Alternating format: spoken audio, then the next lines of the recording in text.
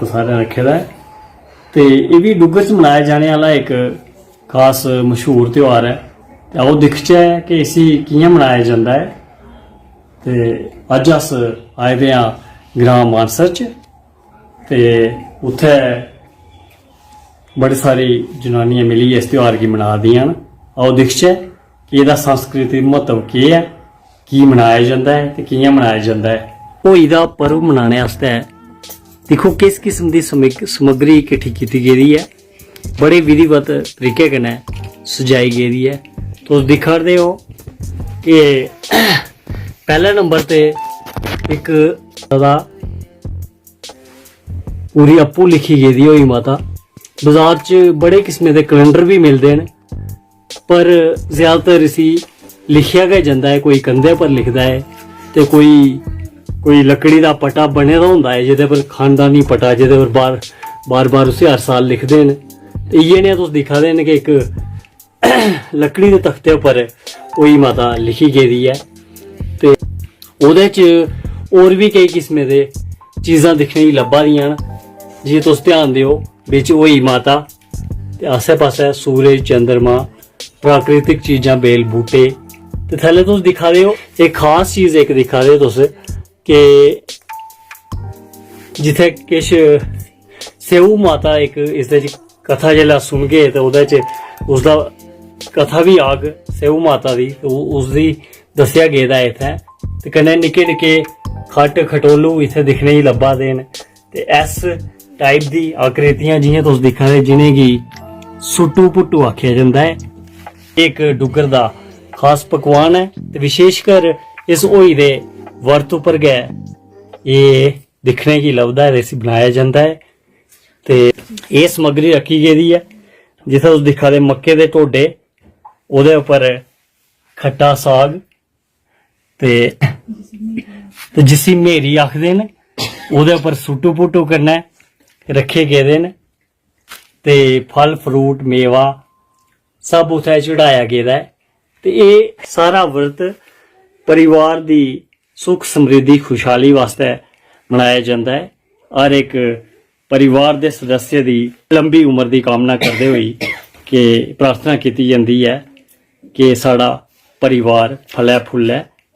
ते इसदा अस पूरी जानकारी अस इसदी कथा भी इत्थै कथा वाचन होना, नुहाड़े राहें सुनगे दिखगे कि असेंगी समझ आवै कि एह् व्रत की मनाया जंदा है। जि'यां कि तुस दिक्खा दे हो इत्थै एह् जेह्ड़े ढोडे चढ़ाए दे न इ'नें सारें गी मंडला आखदे न। ते इत्थै किश कारे मंडले न ते किश दोह्रे मंडले न।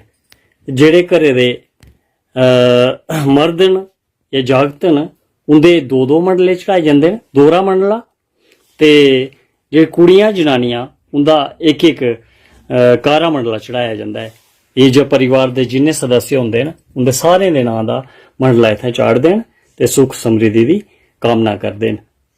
ते एह्दे च तुस दिक्खा दे हो इत्थै कि एह्दे च भट्ठे दे पत्तरें दा इस्तेमाल कीता जंदा है, जेह्दे उप्पर सारी ओह् टकाए दा है। ते इसदे च भट्ठे, करेले ते खासकर पेठा एह्दे च चढ़ाया जंदा है। खास ध्यान रखेआ जंदा इस चीज़ दा, इसदा भोग पेठे दा लोआया जंदा है। ते हून आओ इसदे बारे च जानचै कि जेह्ड़ा कथा वाचन होना है उसदे राहें असेंगी पता लग्गग कि इस व्रत का केह् महत्व है। ते आओ सुनचै होई माता दी व्रत कथा। होई अष्टमी की कथा। एक साहूकार था जिसके 7 बेटे थे, 7 बहुएं थी तथा एक बेटी थी। अपनी इकलौती ननद के साथ जंगल में खदान में मिट्टी का मर गया। स्याहू माता बोली कि अब मैं तेरी कोख बंधवाऊंगी। तब ननद अपनी 7 भाभियों से बोली कि तुम में से जो मेरे बदले कोई अपनी कोख बंधा लेगी। सब भाभियों ने अपनी कोख बंधवाने से इनकार कर दिया, परंतु छोटी भाभी सोचने लगी कि यदि मैं कोख नहीं बंधवाऊंगी तो सासू जी नाराज होंगी। ऐसा विचार कर ननद के बदले छोटी भाभी ने अपनी कोख बंधवा ली। इसके बाद जब उसके जो लड़का होता था वह 7 दिन बाद मर जाता था। एक दिन उसने पंडित को बुलाकर पूछा, मेरी संतान 7वें दिन क्यों मर जाती है? तब पंडित ने कहा कि तुम सुरही गाय की पूजा किया करो। सुरही गाय स्याऊ माता की भाईली है, वह तेरी कोख छोड़े तब तेरा बच्चा जिएगा। इसके बाद वह व्रत बहू प्राप्त करा दी जाती थी। गौ माता खूब तड़के उठी, क्या देखती है कि एक साहूकार के बेटे की बहू उसके नीचे सफाई कर रही है। गौ माता उससे बोली, क्या मांगती है? तब साहूकार की बहू बोली कि स्याहू माता, तुम्हारी बायली है, उसने मेरी कोख बांध रखी है, सो मेरी कोख खुलवा दो। तब गौ माता सुनी, सो वह दोनों एक पेड़ के नीचे बैठ गई। थोड़ी देर में एक सांप आया और उसी पेड़ पर गरुड़। साहूकार की बहू ने सांप मारकर डाल के नीचे दबा दिया और बच्चों को बचा लिया। थोड़ी देर में गरुड़ पंखनी आई तो वहां उसने खून पड़ा देखा। साहूकार की बहू को चोंच मारने लगी। तब साहूकारनी बोली कि मैंने तेरे बच्चे को नहीं मारा, बल्कि सांप तेरे बच्चे को डसने आया था। मैंने तो उससे तेरे स्याऊ माता रहती है, मुझे उनके पास पहुंचा दे। तब गरुड़ पंखनी ने दोनों को अपनी पीठ पर बिठाकर स्याऊ माता के पास पहुंचा दिया। स्याऊ माता उन्हें देखकर बोली कि आ बहन, बहुत दिनों में आई। फिर कहने लगी कि बहन, सिर में जूं पड़ गई है। तब सुरही के कहने पर साहूकार की बहू ने सलाई से उसकी जूएं निकाल दी। इस पर स्याऊ माता प्रसन्न होकर बोली कि तूने मेरे सिर में से बहुत सलाई गेरी है, इसलिए तेरे 7 बेटे और बहू होंगी। वह बोली, मेरे तो एक भी बेटा नहीं है, 7 बेटे कहाँ से होंगे? स्याऊ माता बोली, क्यों, क्या बात है? तब वह बोली, मुझे वचन दे तो बताऊं।